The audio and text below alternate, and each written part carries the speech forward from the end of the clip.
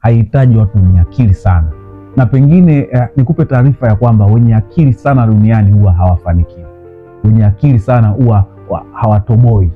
Dunia inahitaji watu wanaojua kutenda, watu ambao ni watendaji, the doers, watu ambao akisema jambo wanaenda kulitenda. Wasomi wengi, watu ambao wanajikuta wana akili sana, ni watu ambao wanajua kupanga mipango mingi sana, lakini kuitekeleza ni sifuri.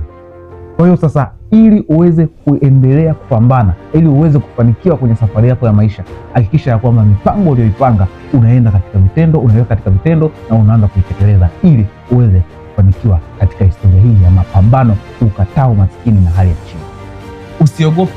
Usiogope maadui katika maisha yako. Unajua ya kwamba ili uweze kufanikiwa unahitaji marafiki, lakini ili uweze kufanikiwa zaidi unahitaji maadui. Usiwaogope maadui kwenye maisha yako. Acha watu wakuchallenge, acha watu wakupe changamoto, acha watu wakukosoe, acha watu wakwambie hauwezi, acha watu wakwambie hautafanikiwa, lakini moyoni mwako unajua ya kwamba nimekuja duniani kufanikiwa, lakini moyoni mwako unajua ya kwamba nimekuja kutoboa, lakini moyoni mwako unajua kwamba ninaweza. Usiruhusu nguvu yako ya ndani ife kwa sababu ya maadui. Usiruhusu nguvu yako ya ndani ife kwa sababu ya maneno ya watu ya kukwambia hauwezi. Usiruhusu maneno ya watu yaharibu kesho yako, yaani maneno ya watu ya kufanya wewe ujione kwamba ni imara zaidi na unaweza kufanikiwa. Usikimbie kwa saa ya mwenzio. Saa yako inakuja. Pengine kuna watu umesoma nao, kuna watu ushawahi kufanya nao kazi, ukiwaangalia kwa sasa unaona wamefika mbali sana, unaona wameshafanya mambo makubwa sana kwenye maisha, unaona wamefanikiwa. Pengine wengine wanakuonesha mambo ambayo wamefanikiwa na kukutambia na kutamba ya kwamba bwana, wewe hauwezi kufanikiwa, mimi nimeshatoboa. Usikimbie kwa saa ya mwenzio. Saa yako inakuja. It's their time. Yani sasa ni muda wao, ni wakati wao. It's right.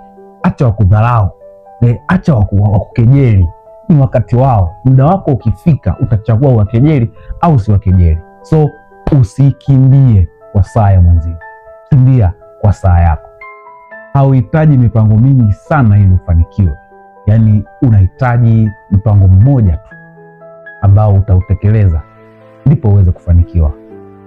Chuo kikuu cha Harvard University washawahi kufanya utafiti, wakagundua ya kwamba mtu mwenye malengo 10 ana 10% tu za kufanikiwa, na mtu mwenye malengo 2 ana 40% za kufanikiwa, lakini mtu mwenye lengo moja ana uhakika wa 90% za kufanikiwa. Hakikisha ya kwamba unapanga lengo moja na